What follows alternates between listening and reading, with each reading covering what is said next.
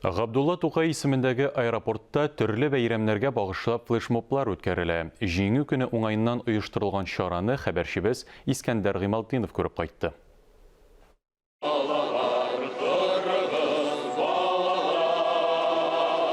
Галиәскәр Камал театры артистлары ветераннарны 9 май бәйрәме белән котларга дип флешмоб үткәрде. Әлеге флешмоб җиңү бәйрәменә багышланган. Хаманың аэропортта булуы да очраклы рәвештә генә түгел, бу уйланылган әйбер.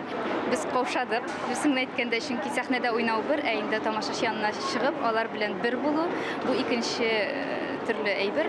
Һәм без бик теләп катнаштык. Инде җитми дә калды, килеп әйтүчеләр бар. Тагын берне җырлагыз, тагын берне уйнагыз дип бик теләп катнаштык, уйнадык һәм киләчәктә дә яңа проектларда катнашырбыз дигән өметтә хәерле көннәр, хәерле тәүлек вакытлар теләп калабыз. Пассажирлар флешмоб турында белмәде, чөнки актерлар аэропорт хезмәткәрләре киемнәрендә иде.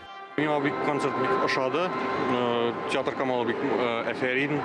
Фронт җырлары пассажирлар күңелләрендә дә теләктәшлек уятты. Сугыш һәм тыл ветераннары хөрмәтенә рәхмәт булып яңгырады.